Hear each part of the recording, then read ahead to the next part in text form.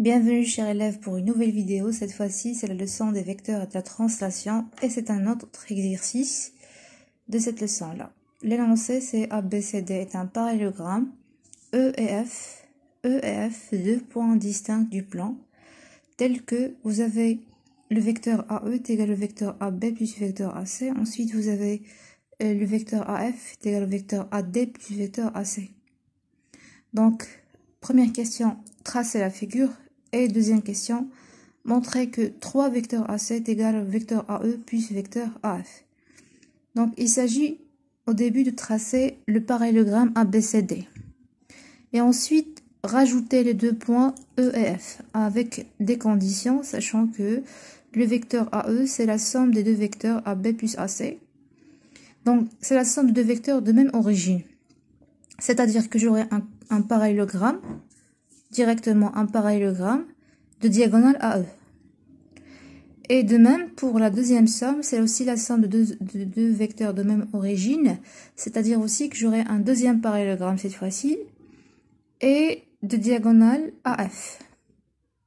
Donc voilà, le premier parallélogramme c'est ABCD, ensuite un deuxième parallélogramme pour tracer cette somme, et à la fin, troisième parallélogramme pour la deuxième somme. Alors, on commence. Vous avez le premier parallélogramme, c'est ABCD. Et j'ai tracé la diagonale AC, sachant que, regardez, vous avez le vecteur AC est en commun entre la première somme et la deuxième somme. Donc, pour tracer tout d'abord le vecteur AE, je vais tracer le vecteur AB, tout d'abord, AB. Il suffit de rajouter la flèche et le symbole AB, le nom du vecteur. Ensuite, le vecteur AC, il suffit aussi de rajouter la flèche, comme ça, et le symbole du vecteur AC. Voilà. Et pour tracer le vecteur AE, je dois compléter mon parallélogramme, mon deuxième parallélogramme, sachant que A, le premier sommet, B, le deuxième sommet, E, le troisième sommet, et C sera le quatrième sommet. Donc, sachant que le vecteur AE sera la diagonale de ce deuxième parallélogramme. Comment faire? Ben, c'est à l'aide de votre compas. Tout d'abord, vous commencez toujours par le vecteur AB, comme ça. Vous prenez la mesure de ce vecteur-là, comme ça. Ensuite, vous fixez l'aiguille sur le point C afin de tracer le premier arc. Voilà. Ensuite, vous allez prendre la mesure de votre deuxième vecteur AC et vous allez poser l'aiguille sur B, afin de tracer le deuxième arc. L'intersection des deux arcs, c'est le point E. Le point E sera là. Il suffit maintenant de prendre la règle afin de tracer le vecteur demandé dans votre exercice. C'est le vecteur AE. Comme ça. Il suffit de rajouter la flèche pour marquer le vecteur. Et le nom de ce vecteur, c'est AE. Et après, je peux même compléter mon parallélogramme. C'est le deuxième parallélogramme. À l'aide de votre règle, pour le compléter, il suffit de relier le point C au point E, comme ça, et relier ensuite le point B au point C, pour bien montrer qu'il s'agit d'un deuxième parallélogramme. Voilà, de diagonale AE. J'espère que c'est clair. Ensuite, je vais faire le vecteur AF. Sachant que le vecteur AF, c'est la somme de AD plus AC. Donc, j'ai déjà le vecteur AC marqué ici. Il suffit de faire ensuite le vecteur AD. Donc, le vecteur AD commence par A, se termine par D. Si je rajoute la flèche et le symbole du vecteur, voilà, je l'ai marqué. Maintenant, il faut tracer le vecteur AF, sachant que le vecteur AF sera la diagonale du troisième parallélogramme de sommet A, C. Ensuite, le troisième sommet F, et le dernier sommet, ce sera D. Donc, à l'aide encore une autre fois de votre compas, vous allez prendre la distance AF comme ça.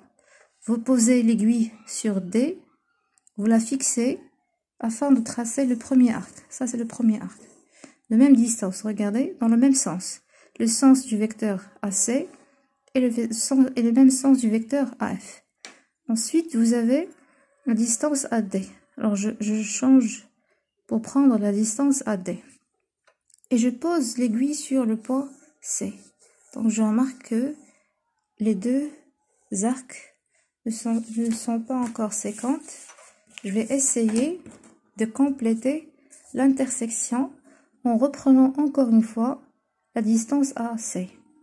Et en remettant encore une fois le point sur le point D, intersection des deux arcs, ça va me donner le point F.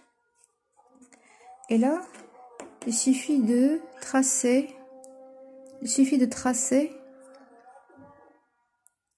la diagonale AF. Voilà la flèche pour marquer le vecteur et le nom aussi du vecteur AF. Pour bien faire terminer, je vais compléter mon parallélogramme, mon troisième parallélogramme en fait, entre C et F et entre D et F à la fin. Donc du coup, vous aurez à la fin la figure suivante. Donc en utilisant les couleurs en bleu, AE est la somme du vecteur AB plus du vecteur AC. Du coup, vous avez ABEC est un parallélogramme. Ensuite, en rouge, le vecteur AF est la diagonale la somme des deux vecteurs AC plus AD. Du coup, vous avez ACFD est un autre parallélogramme. C'est déjà écrit ici, regardez. Première somme en bleu, deuxième somme en rouge, deux parallélogrammes différents. Donc, à la fin, vous aurez ici trois parallélogrammes. Le premier, c'est ABCD. Le deuxième, c'est ABEC en bleu. Le dernier, c'est ACFD en rouge. Je passe faire la deuxième question. Montrer que 3 vecteurs AC est égal au vecteur AE plus le vecteur AF. Alors là, je dois calculer la somme des deux vecteurs pour arriver à obtenir le 3 vecteurs AC à la fin.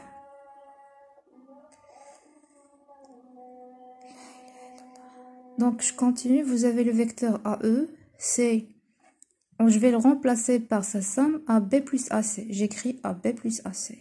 Ensuite, vous avez le vecteur AF est égal au vecteur AD plus AC. Et je remplace, j'écris plus AC plus AD.